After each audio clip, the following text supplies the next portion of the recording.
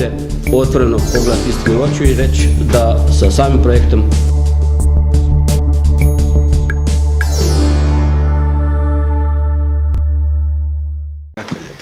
kad ulazite u grad, onda imate onu veliku studsku od 4 metra, znate, to je jedan od naših simbola.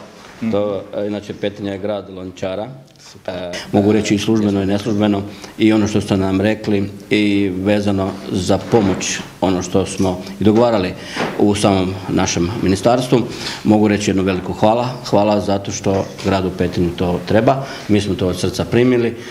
Radi se o projektu 400.000 kuna trafostanice za poduzetničku zonu, koja bi trebala ove godine biti gotova i napravljena, novac je osiguran i ono što možemo reći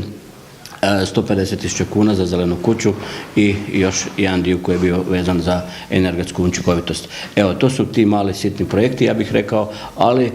velika pomoć za razvoj, ono što je danas najvažnije, a to je za onaj dio najsamostalnijih sloja društva, to su mali i srednji poduzetnici. Došli ste u grad Petrinju koja ima bogatu tradiciju, vrijedne ljude, ali i grad koji je u Domovinskom ratu platio ogromnu cijenu. Vidite da je grad, kad dođete, prva slika da je devastiran, i sve ono što smo kroz europrojekte poboljšanja standarda uvjeta komunalne infrastrukture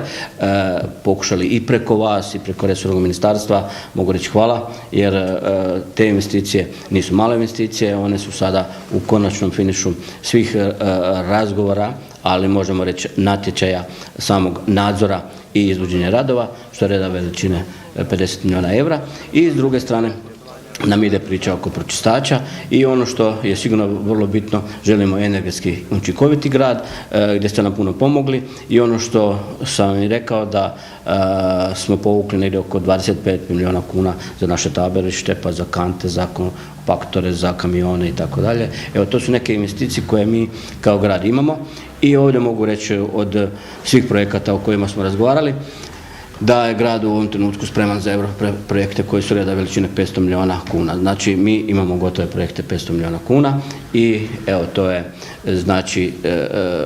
baza i baziranje same naše politike grada je u svakom slučaju van proračunska sredstva. Znači, proračun imamo koji je sam sebi svrha, on ne može biti razvojni, ali gledajući one resurse i ono što je tradicionalno u našem gradu i ono što možemo sutra riješiti kod imovinskih odnosa i svega, mi to šibamo i teramo i nastojimo te projekte završavati i mislim da će Petrinja uskoro biti jedno veliko gradilište. Došli ste u pravo vrijeme. Ono što idemo sada, ušli u Ikeston, to je naš jedan centar u koji je centar, rekao bih, i obrazovanja i svega onoga što moraju proći oni koji jesu najsamostalniji sloj društva. To su upravo i jedan od najsamostalnijih slojeva, da se ispravim, jer svi su dovoljno samostalni i u svakom slučaju želimo da proračun usmjerimo prema tim ljudima koji ovdje mogu ono što je tradicionalno i što možemo u našem području iskoristiti, a to upravo i ekološka proizvodnja. Čestitam vama i vašim suradnicima na izuzetno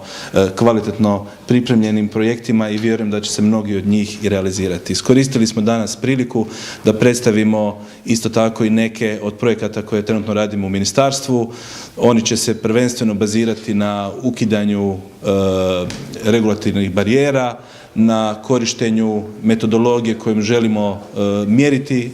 regulatorne barijere, administrativno opterećenje, želimo omogućiti malim poduzećima da na što kvalitetniji, jednostavniji način stavljaju robu na tržište, da zapošljavaju. Ono što je daleko najveći problem u Hrvatskoj, pogotovo na ovom području, je nezaposlenost mladih. Držimo da postoji način na koji možemo olakšati poslovanje, omogućiti ljudima, pogotovo i putem interneta, da što lakše otvaraju poduzeća, da posluju. Predstavili smo i neke potencijale i dobre rezultate koje u prvoj godini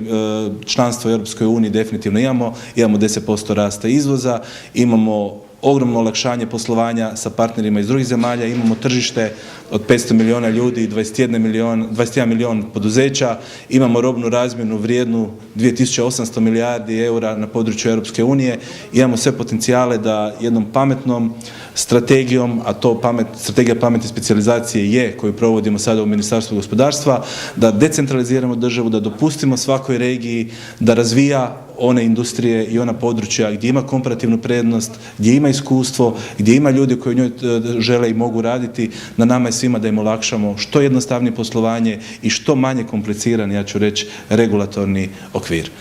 Knjiga u kojoj ćete se, kad budete imali vremena na godišnjem odmoru, upoznati u one trajne vrijednosti grada Petrinje koje imam ovdje, otvoreno pogledati istini u oči i reći da sa samim projektom